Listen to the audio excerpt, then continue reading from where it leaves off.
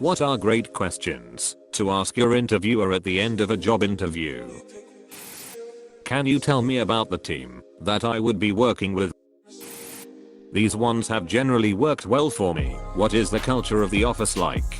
This is the real question to ask to find the answer to am I going to be the oddball in my late 30s or 40s with kids when everybody else is in their 20s and staying late than going to happy hours or game nights? Could you walk me through an average day/week in this position? Pretty self-explanatory. What would success look like in 30/60/90/180 days? Gives you expectations of how fast you'll need to be up to speed. What would a career trajectory or advancement look like in this position? Lets them know you're a hard charger, plus gives you an idea whether this is a dead-end job or not. Why is this position open? Riskier ask and might not get a straight answer, but you can take your pick of opinions on the job, management, and the previous holder. If the interviewer drops info like they left, were fired, promoted, it's a new position, etc. Edit. Since this blew up, one thing I would add is for corporate jobs, do not discuss compensation, PTO, benefits at this stage of the interview process. That stuff is negotiated with hours after a conditional offer is extended, and you should have a ballpark from screening interviews with their recruiting department in the initial stage. Your interviewer generally has very little information on the full scope of what the company offers, nor any power to affect changes in that stuff, and if anything, you risk turning them off to you. Small businesses where you are interviewing with the owner are an exception here though, but I'd still hold off until an offer exists. Tell me something positive about working here that I won't find with many other employers. The more personal the answer. Deb brings in cookies on Fridays. We have a company trip to Worlds of Water every July. The better the job will be, IMHO. The more it sounds like a rehashed version of their mission statement, the worse. This isn't exactly an answer to your question, but if you were initially contacted by a recruitment agent who you think has done a decent job in terms of communication, etc., be sure to mention that at the end of your interview and be complimentary. Feedback is important. I once mentioned how good a recruitment agent had been at the end of one of my interviews and I didn't get the job, but the recruitment agent's boss later called me and thanked me for speaking out for them, talked about how competitive the recruitment industry was and how they were working hard to keep clients, etc. And soon after, that agency found me the best job I ever had. Cost me nothing to be kind. On the flip side, don't say that unless you actually mean it. So many recruiters are total shit at their job, and they know they don't have to care because they've got both sides of the process by the balls. Hundreds of new resumes cross their desks every day and tons of companies are going to them to fill spots. So a lot of recruiters totally half-ass it and make the process unnecessarily frustrating for both the candidates and the hiring companies, which then in turn makes us not want to work with recruiters. Where do I go to cry during breaks?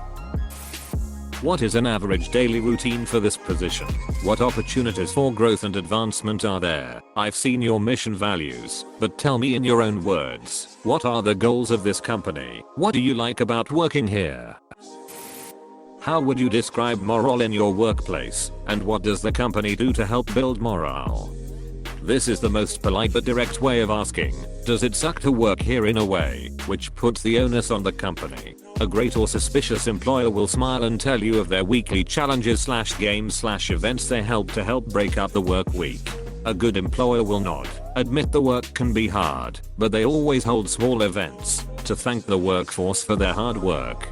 Once I asked this, and the two people conducting the interview gave each other a troubled look before one of them said, "We let people sit in their teams, so you have a comrade with your colleagues." It was the one time in my life that I've had the company fail the interview. Why is this position vacant? What is the culture like here? How is success measured in this position? What would your employees say about you as a boss? Can I see the fridge I will be using so I can size my lunchbox purchase appropriately? What do you like about your job? Always gets them. Can we hold hands on the way down in the elevator? There's no elevator. It's only one floor. Gonna be a long wait then. Better start holding hands now. Be honest, are you mad at me? At the end of an interview for a job I really wanted, the creative director of that place asked if I had any questions or wanted to know anything before we ended, and he moved on to the next guy. So I simply asked, when do I start? He gave a nice laugh, but gave me no answer, and I got a call 2 or 3 hours later from him just saying next Monday at 9:30. And that was like 7 years ago, and I haven't had the need to go to job interviews ever since Reddit. Since I have getting a lot of replies saying they will do the same on their next interview, I would like to advise you to don't do it out of thin air. This was a very specific situation where both of us quickly connected during the interview, and it was clear that I had a very real chance to get the job. It helps that this was an interview for a creative position on an advertising agency, so this kind of informal responses are expected. Also, midway during the interview it was mostly us throwing funny responses at each other, so this had no way to sound arrogant. So don't throw this out of the blue on your next interview, cause it may be perceived as arrogant and out of place. Use that opportunity to ask all the real important questions. I always like to ask how they got to where they are in the company and how they got started in the industry. People love to talk about themselves. Also, it's good to ask questions throughout the interview, not just the end when they ask, do you have any questions? Think of it just as if you are interviewing them. One that I haven't gotten to use yet, but really want to, is something along the lines of, is there anything that's stopping you from wanting to hire me? I think it's a chance to show that you're open to constructive criticism, and you can use anything they say to better prepare yourself for your next interview. If they don't hire you. My son did this, didn't get the job. When they called him to tell him, he asked again, what am I missing from my skill set to get a job like this? Next time they hired, they called him directly for a hire, because he showed initiative to learn what they needed.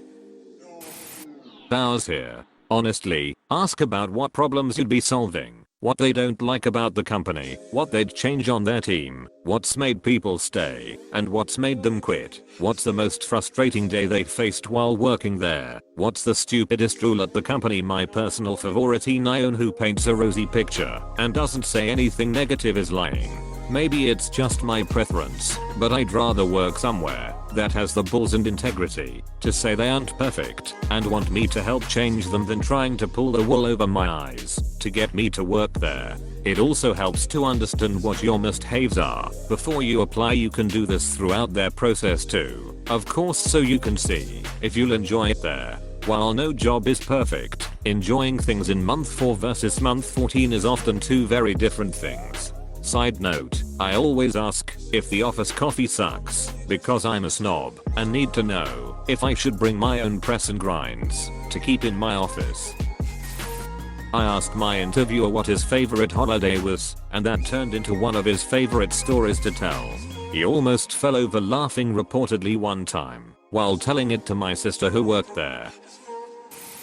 After hearing people tell me they have been on the job a decade or two, I'll ask, what about this institution has kept you working here, or something similar to that. The looks I get give me the feeling that they are thinking, why the duck have I stayed here so long? Network engineer here. Here's my questions I go with. What are some of the projects you have coming up, and what's the timelines to get them implemented? Why are you looking to expand the team here? This is a good question to base growth or general attitude/health of the current team. How long have you worked here? This is useful if you're in a group interview with people that would be your co-worker/peers. If everyone has only been there a few months, that's a red flag, unless it's a new location/team/etc. What's the daily work life like? Good to get an idea of day to day. How is the work/life balance handled? And a related question, how do you handle on-call and after-hours support for incidents and outages? These can tell you a lot of what they expect, and if they are looking to put all the responsibility on the new person. I've asked these, and then turned down offers, because I've done the work 90-hour weeks for months straight in the past, and it nearly killed me with the stress. I like having a nice balance between professional work and stepping up for emergencies and after-hours upgrades/work, but I also have a family and hobbies that I want to spend time with in my downtime. At the very end, after other questions, what are the next steps from here? Source, an executive recruiter I used to headhunt fancy schmancy peoples.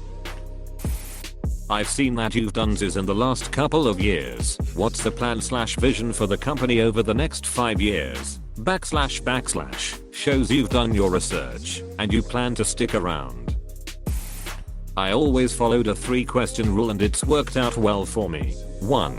Ask a question about the role. It's why you are there. They need to make sure your intention is fulfill that role and you're interested. 2. Ask a question about the company. Shows then you are interested in staying there for an extended period and would like to get to know the atmosphere. 3.